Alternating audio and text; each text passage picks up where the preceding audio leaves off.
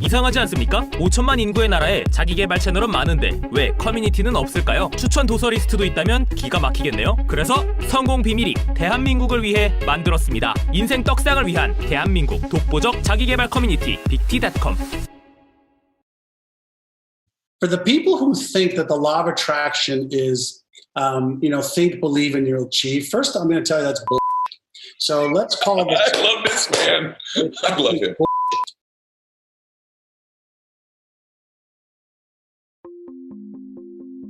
19-year-old kid working in a shipping department of a warehouse, hating my job at $1.65 an hour back in 1980. This is April of 1980.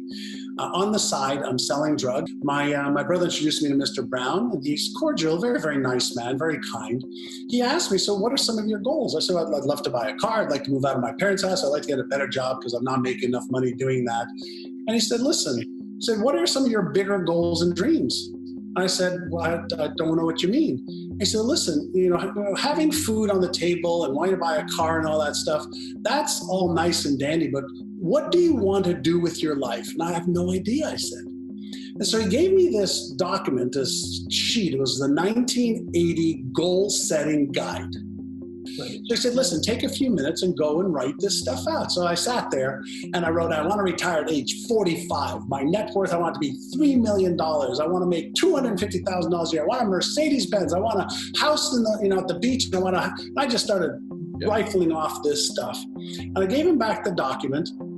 And he says, listen, son, he says, all of this is possible, but I'm going to ask you one question, and the answer to this one question will determine whether you have it or you don't.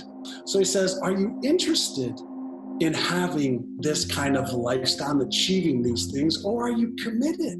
He says, if you're interested, you'll do what's easy and convenient. You'll come up with all of the stories and reasons and excuses why you can't. He says, if you're interested, all of the obstacles will be bigger than your vision and your goals. He said, but if you are committed, you will do whatever it takes. You will upgrade your knowledge. You will upgrade your skills. You'll develop the beliefs and the habits to match the vision and the goals. He said, so son, which are you? And I said, a little scared, I said, well, Mr. Brown, I'm committed. And he just smiled. He reached out his hand to me and he says, in that case, son, I will be your mentor. Oh boy, this is so good.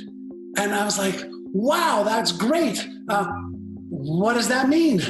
He goes, well, I will teach you because I've made all of these goals that you want to have already. I've already done those 10 times over. He says, the first thing I need you to do, I need you to move from Montreal, where you live now, to Toronto. Move from Montreal to Toronto. I don't have a car. I don't have a job in Toronto. I gave him all these excuses. He said, stop. He says, there you go, already giving me excuses. I said, I know, but this is the truth, right? He says, son, he says, here's your first lesson. First, you set the goal. You make a commitment to achieve the goal. Then you figure out how you're going to do it. So I said, fine, I'll move to Toronto. And he says to me, great. The second thing I want you to do is on May the 5th, there's a new real estate class that starts. It's a 5-week course, 9 to 5. I want you to enroll in it. It's $500. Excuse me? $500. And you want me to go back to school? I failed English. I failed math. They kicked me out. I was happy. They were happier. I don't have the money. He says, there you go again. Look how fast you go back to your story. Mr. Brown, I'm not very smart in school. I didn't do well in school. He goes, stop it. Are you interested or are you committed? I said, I already said I'm committed. He says, good, then make the decision. We'll figure out all the rest afterwards. Long story short, I made a commitment. My brother said, I'll lend you $100. I had $60 in the bank.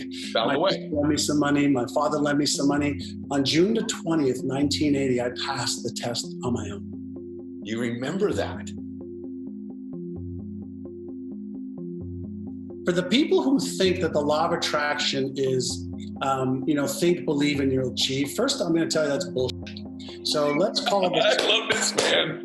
I love him. Bullshit. Let's say you love rock and roll. If you're on station 92.1, that might be classical. If you're on station 98.7, that might be punk rock, but at 92.5, that's rock and roll. So imagine coherence just means locking your electromagnetic spectrum of your brain. Lock it and load it on exactly what you want. So what's the vision? What's the goal? What are the beliefs? What are the emotions that create coherence so you're locked and loaded to the frequency of the universe that is matching that goal? Part two is when you get locked and loaded, you've actually activated the Einstein brain, connected to the motor cortex, connected to the dopamine release in your body. Now you're in coherence, but there's another part that happens in this Einstein part of the brain. That's actually what the latest neuroscientists and psychologists are thinking is connected to this GPS part of our brain, to the frequency of where all of the tools, resources, people are that resonate with that frequency. We've been evolving for 2.5 million years with a brain that's been changing and growing. Now, when we learn to use our brain better, it's just mind-boggling how we can achieve goals and dreams that we thought were impossible to achieve before. This is the fun part now. And again, guys, you're just not going to get this anywhere else. So could you just, these are strategies that are real, that work, that we both do. So there's two prolific entrepreneurs who are now in this space that are saying, these are the things we do. And isn't it ironic that we both do them? And we're both addicted to them. And we both attribute it to our success. Is that your brain is a deletion and distortion tool as well.